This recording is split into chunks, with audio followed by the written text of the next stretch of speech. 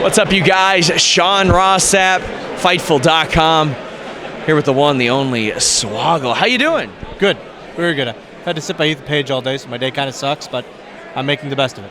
Yeah, what people didn't see is that I just interviewed Ethan Page. I don't know which will drop in what order, but I would hope mine would drop first if you want ratings.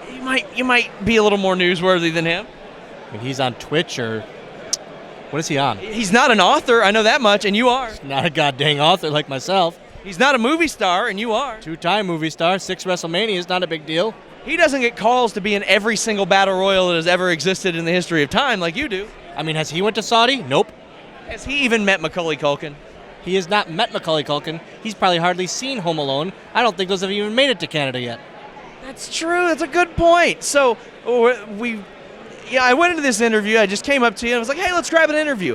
I think the idea of burying Ethan is a pretty solid idea. I'm not burying anyone. I'm telling truths. But I did mention you are an author. You got your book, Life is Short and So Am I. Explain to me how the writing process started. What made you decide now is the time to write a book? It all came out after I was released. I've always wanted to do one, thought about doing one, but then I got released, and the first author came up to me, and he said, hey, you want to do one? Yeah. Got another guy on board, and 3 years later, it happened. So I'm very, very proud of it. Like, very, very happy with how it turned out, and it's getting a lot of good reviews. Yeah, I was going to ask about how the reception is. Was it more work, less work, about the amount of work you expected putting into something like that? Way more work. Way more work than I thought. But it all came out well, and I'm very happy with how it all came out. Dolph Ziggler, of all people, he name drop, Pop. He doesn't read wrestling books. It's the only wrestling book he's ever read, and he really liked it as a book overall.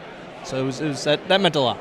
We see that a lot with wrestlers that become writers. They seem to excel at writing. Do you think there's like some kind of natural crossover between storytelling in the ring and storytelling written? No, I just have a cool story, I think. I don't see it's any correlation. I feel like it's all the person.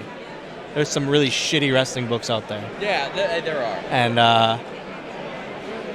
but it's just, name some. Let's bury some. I will not. Come on. I'm a good human being. Come on. I'm a good human being. Trying to get a headline here. What do you want the headline of this to be? Ethan Page will never make it in this wrestling business. So I did get you to bury somebody a little bit.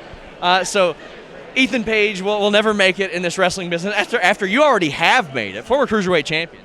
Former Cruiserweight champion. Last Cruiserweight champion that didn't have to hold a purple belt. Last Cruiserweight champion. 2 weeks under 10 years in WWE, which is absolutely insane. Do you have a replica copy of that title belt? Yes, it's in my office, hanging in my office with a nameplate that says Hornswoggle McMahon, which was only used for 1 week.